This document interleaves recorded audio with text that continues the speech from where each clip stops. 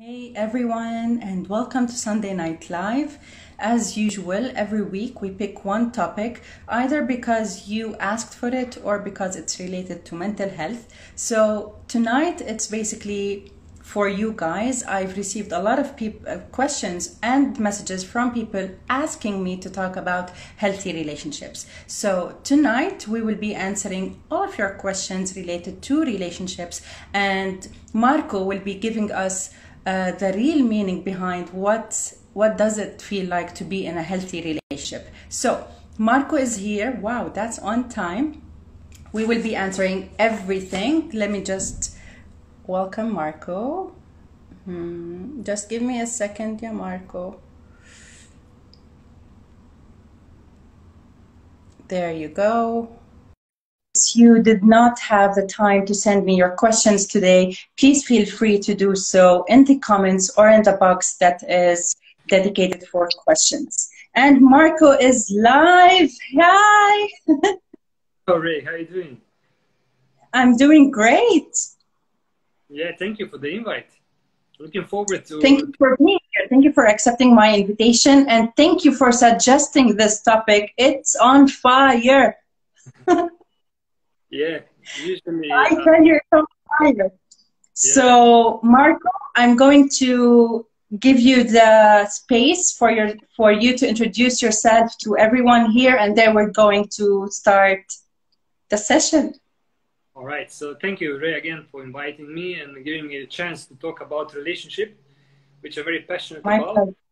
So yes, I'm a relationship expert, which means I help people that are emotionally struggling and going through the difficult times in their lives to help them transform themselves to another level from where they can create conscious and healthy relationships.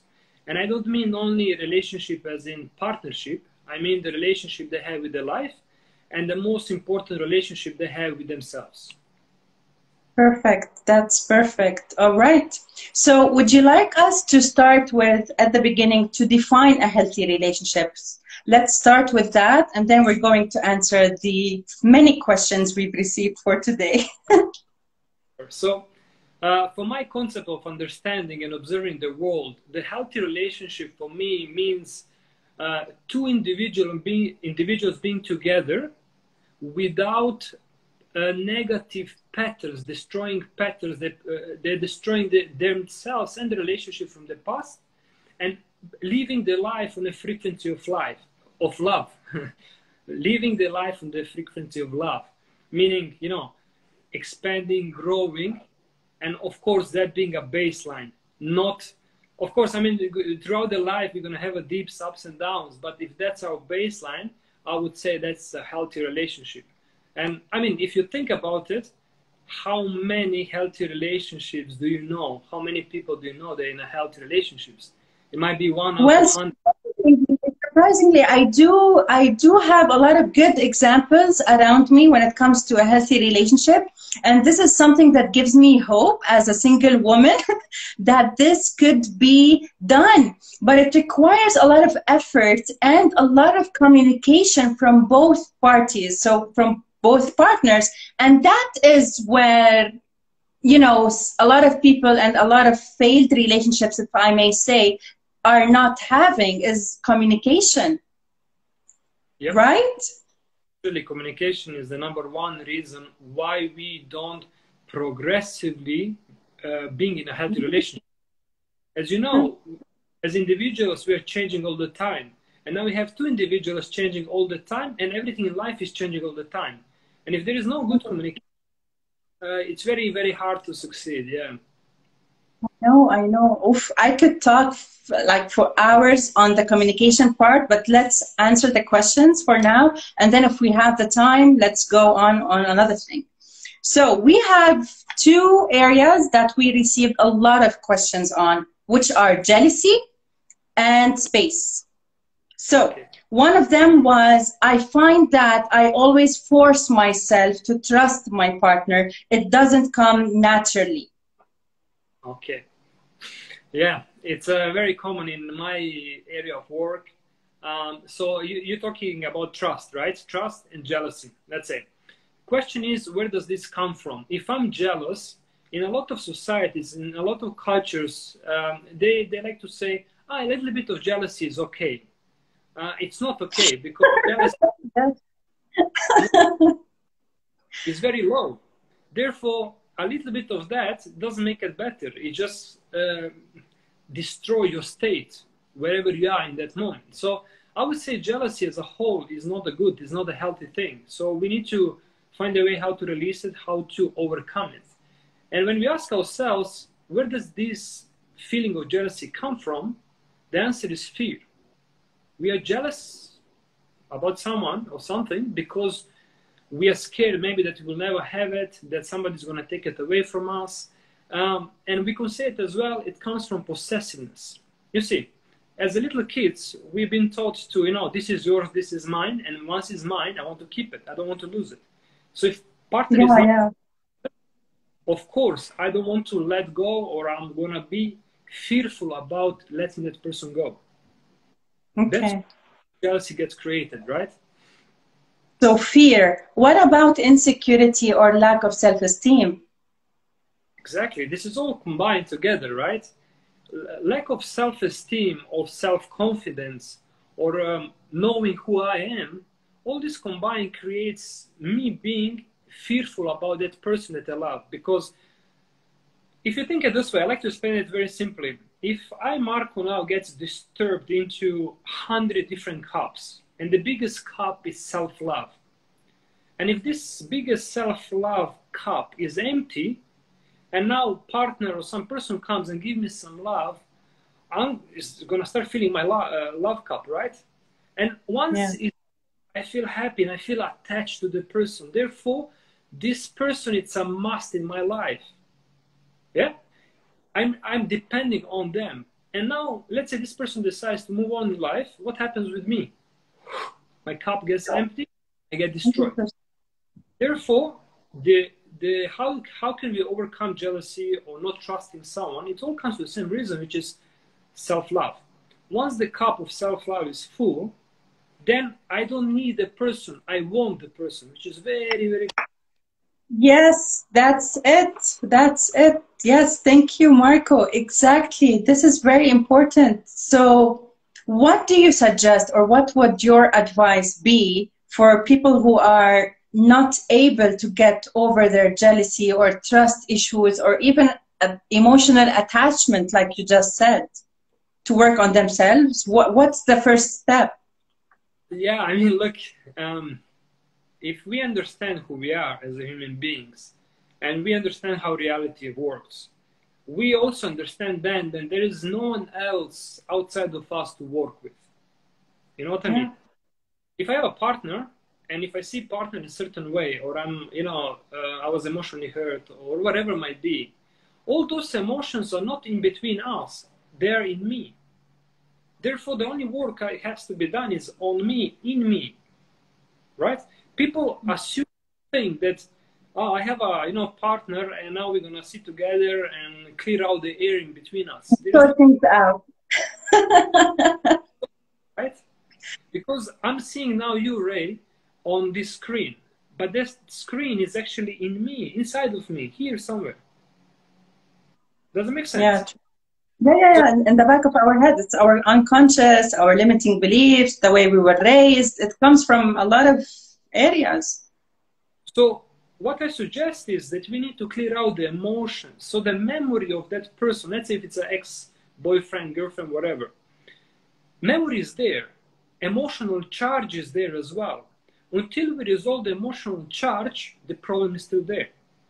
But once we the emotional charge, the negative charge, then it's only a memory. Then we can remember of it and we don't get affected. Because when do we know that we have a problem?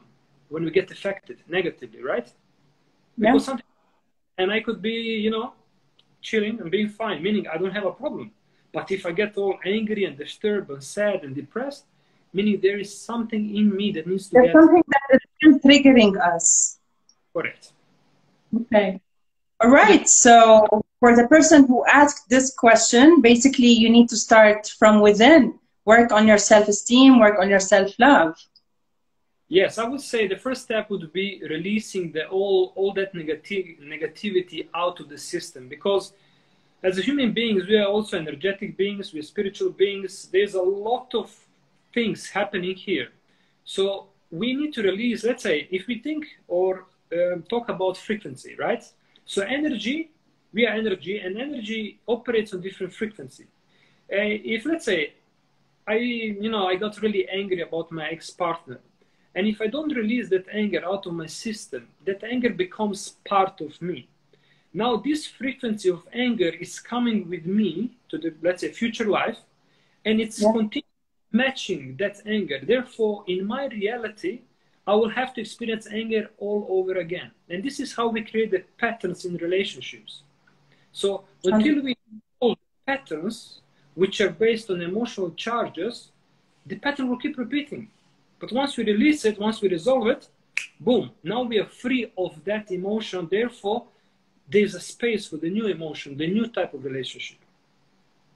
100%. Tab Marco, why do you think there are some people who find it very easy for them to release these charges or to unblock whatever is creating those patterns in their relationships, where other people would struggle?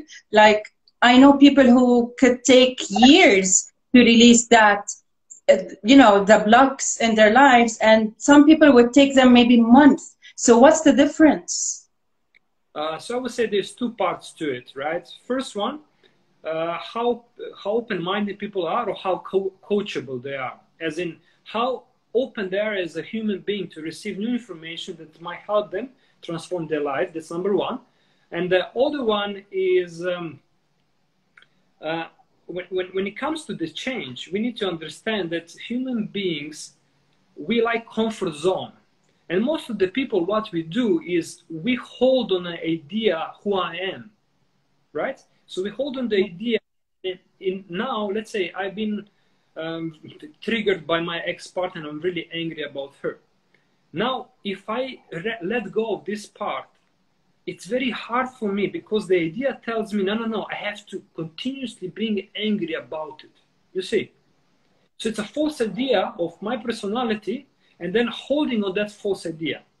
And plus, if I'm not coachable or open to change that, it's very hard to work then with people like that. I know. All right. I hope we answered your question. If you still have any other comments, you know what to do. So let's jump to the other one, which is more related to personal space. We received few, but to just put them together, some people are suffering from lack of personal space, and these came from married people. And the other part was, I don't know how to tell my partner that I want space without hurting his feelings. It's a really, really quality question, especially now during the COVID, in the situation where we go. Yeah, exactly. Some people are not fortunate maybe to have a lot of space in the house, because physical space helps, helps a lot to distance ourselves a bit, have our own time and space. However, I'm going to join those two things and put it this way. We've done, me and my partner, as any other human being, we were going through kind of similar thing, like spending a lot of time together, working together, living together, all the time together. And at some point, we got saturated with each other's energy. So we needed some space. And because we couldn't just go out or whatever, what I did is very simple. I said, baby, listen, for the next 3 days, I will not be talking. Therefore, there will be no engagement. There will be no conversation. And there's no point of you asking me questions if I'm not talking.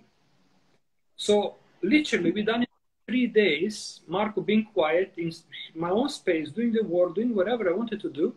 But what created? It created automatic space. It gave me a freedom of not trying to answer her question or give her attention, whatever it might be, or from her getting something out of me. So it was, I think, really smartly managed the situation where no one got offended. I just said, hey, baby, I want to try this. And after first day, it was kind of hard, because we used to like asking each other, right? But second day, we were like, okay. And third day, we just got used to it. It was like totally normal, as in, hug, kiss, whatever, but just no further conversation, which allowed me and her freedom of mind. And this created really the real space between us, as in, oh, you know, I don't have to worry about her, just I can focus on me and my stuff. Yeah, it really worked really well. So what happens when the partner doesn't take it well? I think when it comes to not taking it well is knowing a person and how to deliver a message or how to communicate. And this is very important because we as a man and you ladies, we operate differently, we communicate differently. Now, if we don't understand each other, then we're going to hit a lot of walls and a lot of arguing throughout the conversations. But if we understand just a little bit, maybe just a few levels deeper into psychology of female, how you ladies think and how you operate and how we do it as a man, then the communication becomes much smoother, much easier, because then I know how you think and then I know how I'm going to approach you and how I'm going to deliver the message to you, right? 100%. Yeah, yeah. Okay. I like this 3-day trial, like 3 days not talking. I love it. I love it. I'm the kind of person, Marco, who constantly needs space, even though I live alone and I'm single, but even with my friends, I need space. So at the beginning, they couldn't understand, why are you not texting us, for example, on a daily basis? Why are you away? Until I actually developed a plan where I sent them, listen, I need my space. I'm okay. I just need some time for myself. When I'm ready, I'll come back to you. And I was so surprised how understanding they were. So, and I was like, wow, that really worked. So space is very important. I was one of those people in relationships, you know, years back. I did not know the value of space. I used to get offended when, you know, my ex-boyfriend used to ask me for space. And I was like, why do you need space? I'm here. If you want to talk, I'm here. So I think as well, I would add to communication is also the maturity and the growth, emotional growth level. If your partner is not where you are, I don't think they would understand. I agree with you. I agree with you. Because, as you said, more we go into self-development, more we start discovering ourselves, more space we want to go even deeper and deeper into this journey, right? Yeah. And maybe even dangerous for some people, like myself. Like, I could zone out, disappear from the world for, who knows, few months, and I would not miss no one, right? However, that's now pushing it a bit, you know, because we still need to kind of find a way to operate in the society we are in it, right? Yeah. We're not, you know, meditating in the caves because then, whatever, we don't need anyone. But somehow our lives are designed, or we chose to be in this time and place where we need to interact with human beings. So I think going too much into it can cause some difficulties, especially then if you want to be in a relationship, right? So it needs to be a good balance. Of course, of course. Thank you for this one. So this question came from a man, and he said, my girlfriend relies on me to get everything done. And during Corona, it got worse. Help. All right. So I would definitely dig deeper to understand what's everything, because right is maybe a certain that part. requires like a coaching session, but in general, how can we help people or our partner not to rely on us, not to be dependent on us? I think probably rephrase the question or maybe change the lens on this subject. What happens is, if we understand the psychology of a woman, we would know that you ladies, you want to have a man usually that is there for you, that helps you, that protects you, that look at you as a flower, gives you attention. In a way, you want men to have a function, to have some sort of responsibility next to you, right? And we as a man, how we function is, if we are not needed in relationship, then unconsciously we go into self-doubt and we're like, what's my point? What I'm bringing to this relationship? So in a way, I would say he's blessed that his lady is depending or needing him in life. Because I guarantee you, he feels much more confident in a way, having that kind of relationship, knowing that he's a maybe provider or he's taking care of her, giving her what she needs, than someone else who is in a relationship where a woman is saying, I don't need you, I don't need anything from you, literally, because I can do everything myself. You see? Exactly. That takes me to the next question, is that a lot of women these days are independent and they do not need the man. They just want him to be a part of this relationship. And sometimes they let the man take on responsibility so he feels needed. Where's the balance in that? Or what's the right way of doing it? I don't know. You ladies don't need us as a man, right? Like, you don't need us. But you need maybe certain things. You want love, you want care, you want appreciation, you want to be admired, you want to be validated. You know, this is all the needs that you ladies still have in you, which I think are very important. And somehow through the life, a lot of people, let's say when they start getting into middle age and they're still single, they start missing the company. They start missing that other half, you know?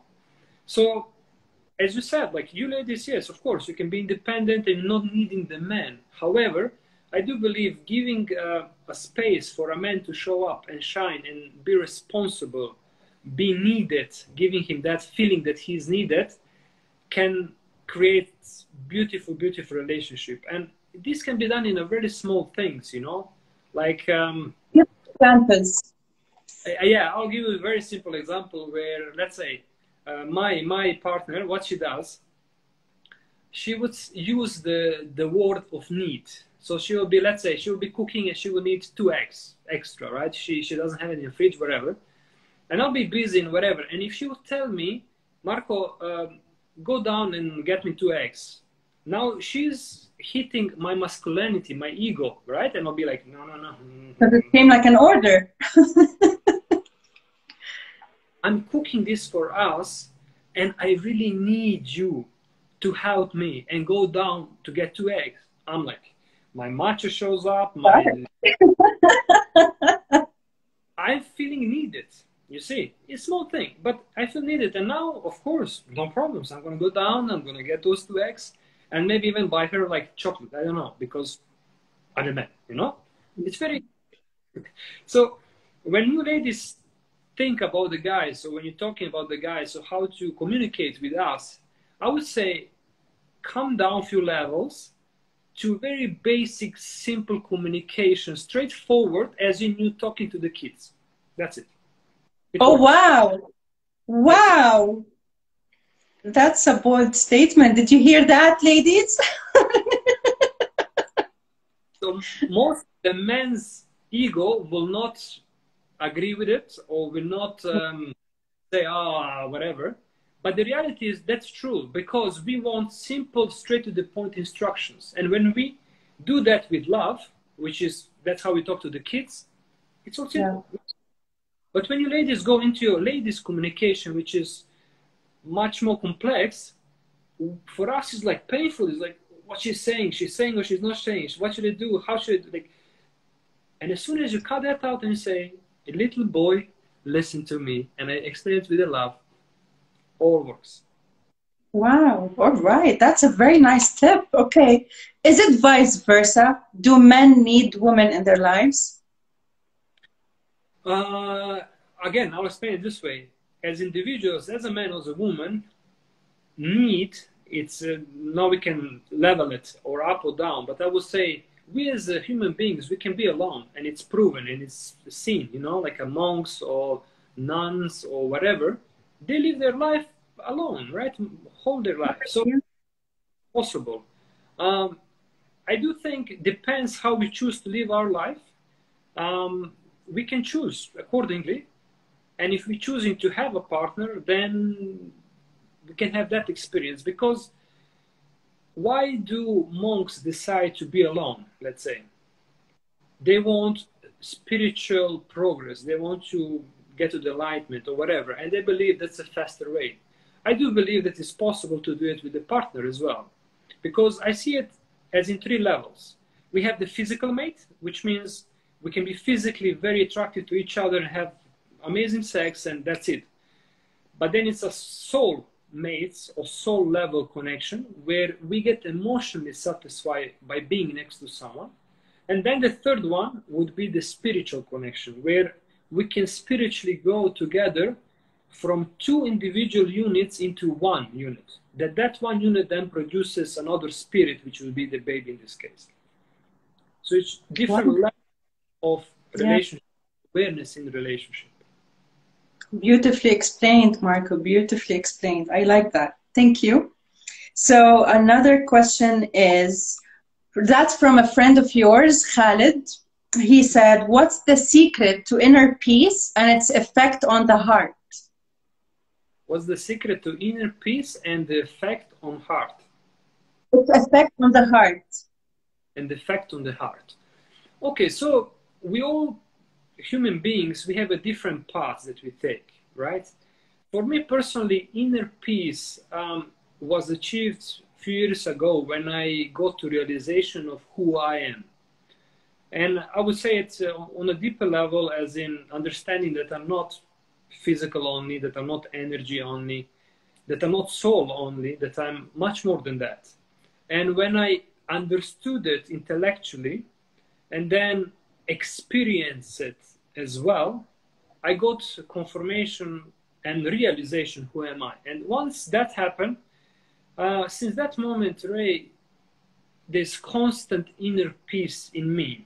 As in, yes, I will get disturbed, I will react maybe, or whatever for a moment. However, deep in me, I'll always be like, all is well, I'm safe, all is good. And then somehow internally laugh about how I reacted in that moment, if that makes sense. It makes a huge sense, because where you're doing basically, it's you are downloading the positive aspects that are related to your safety, your stability, your peace, your love. And by doing that, you can reflect it on the outside. Yep. And knowing or feeling what is real and what is not real. 100%. And another discussion, but as you probably know, as quantum today explains that physical stuff that we see, it's not actually physical. It's empty space where it's vibrating. The energy is vibrating a certain frequency. That's why through our lenses, which is eyes, we can perceive it as in solid physical. However, there are many people in this world, they do some crazy stuff where they can change the energy, manipulate space, and so on. So for me, what's real, what's not real, it's kind of, I have my own philosophy where I feel internally always at peace, happy, at love, and knowing whatever might be disturbing me in the world outside of me is kind of a game or journey of life, or, you know, it's all good.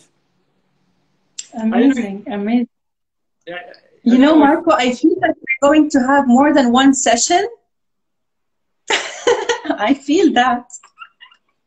All right, so we have two more, but they're also related to readiness to be in a relationship. So there's one lady who said that I have been dating this man for a few months now, and everything is going right until he said he's not ready to be in a committed relationship. What do I do?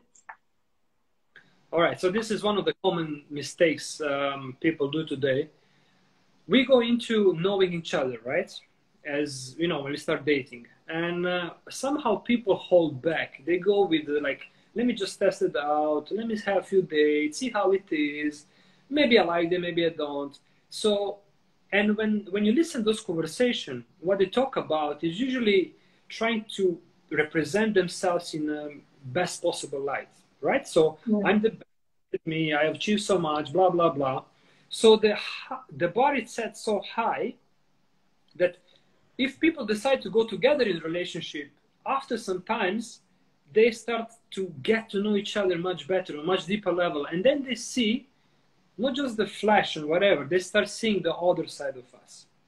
So two things. The first one is going full in, meaning, opening up and saying, I've done this, and this, like a bad stuff and things I'm not proud of, and all this good stuff. So this is all me. That's me. And if the person is like, whoa, I don't want to kind of deal with you, great, thank you. Immediately we cut it out. But if the person says, oh, this person actually opened up, and I'm still interested, I'm like, okay, they invested, they want to go further, not just for like, whatever, few nights, right? So yeah, set up the solid base, open base of 100%, that's me. Take it or leave it. And if they say, okay, I'll take it, then there is no more like, oh, but I didn't know this about you.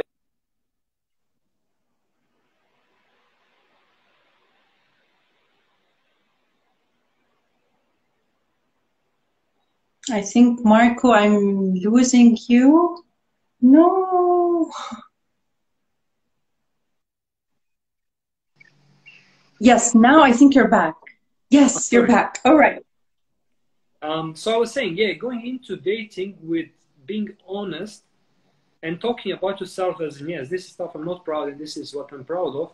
And if somebody is willing to say, okay, let's go for next day, I want to know more, it's a great start, because from there you can only go up and up and up, right? So this is the first thing. The second one is, if this lady is dating this person for some time and the guy says, I'm not ready, for me it's like, where you guys been all this time? Didn't you talk about like being serious, not serious?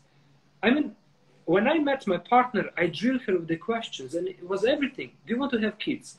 Are you ready? Do you want to do seriously? Not seriously. Like, I wanted to know, where is she? Because if we're not, like, you know, if I want to do the long-term, like a long-term relationship, and somebody doesn't want to, meaning is like, no point of going to the second date and third and fifth. Like, so for me, it's very interesting that people keep that as in, somehow we will discuss it later if we should. I love that. All right. So the second question that is related also to commitment, but it's I'm not sure if it's really the same or not. They are in a relationship and they have been together for years, but she doesn't know how to make him do the step, the big step. Uh-huh. But you see, I think fundamentally, again, it's just not right. How can I make him ask me to get married? Like, yeah. I mean, we can discuss it, which would be very simply, do not focus on him, focus on yourself. It's very simple. If you guys both feeling that you're in a healthy relationship, in a frequency of love, where you're supporting each other, you're growing and expanding, why do you need to get married? As in officially. What is the fear in me that is causing this need of, I need to convince him to get married? Like, so what? He can divorce you the next day. Like, that's realistically talking, no? So, I know, I know someone who did that actually. Years back, there was a guy who couldn't, you know, his girlfriend was he was in a very toxic relationship and his girlfriend was nagging, marry me, marry me, marry me. And then he was like, one day, all right, you want to get married? Let's get married. He went and got married and then he left the house. A month later, he got a divorce. Yeah. So, I'll tell you a bit of us, how we think as a man, right? So let's say if I'm into a woman and I really want to marry her, I'm going to marry her. As in, it's clear, black and white, I'm going to do it. But maybe I'm not ready yet financially. I feel like I need to do more. I feel like I need to show her that, you know, she is going to make the right choice when I ask her. These are many things we go through as a man. We're not like, oh, I like her, I want to marry her. It's not like that. We need to go through our process where we say, where we feel that we are, okay, if I get to marry this woman, we might have a kid. So therefore, finance. Therefore, I need to see environment that's to be safe and blah, blah, blah, blah, blah. So it's, when we make that decision, you ladies need to know that we really put a thought in it. Because most of the men are freaking out when it comes to making decision of saying, hey, I want to marry you. It's not that easy as it seems like, but no guy will say that. We will all be, no, man, it's easy, whatever, but it's not true. Wow. All right. Thank you so much. So the last question for today is that my boyfriend have cheated on me several times and I always give him second chances. I do love him, but I feel like I need to love myself more, but I don't seem knowing how to do that. What can I do? So wait, the guy is cheating on her, and she is Many giving him. times, and she always gives him chances, but she feels like she wants to start loving herself, but she's not able to do it. Right. So yeah. So I will go this way. The lady who wrote that, who asked that, I would say definitely try to find yourself someone, some sort of a coach, someone that can help you to go through this process, example. Because giving a chances to somebody who's cheated you once and they cheat you again and so on, it's like, what are you doing? How much are you actually respecting or loving yourself? Like, why would you do that? Okay, one night, whatever, and if you decide, if there are kids, and I don't know the situation, and maybe they decided, you know, okay, we need to change stuff, and they try again. Okay, no problems.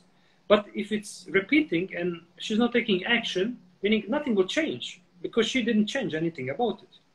I will also definitely look, if, you know, let's say if I would have a chat with this lady, I would definitely look into the pattern from the childhood.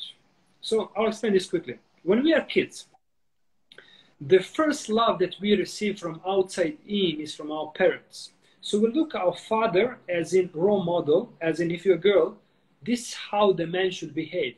And if there is a woman, this is how the woman should behave. Therefore, this relationship, this is how it should be. So you're getting the pattern imprinted in your unconscious mind of how it should be.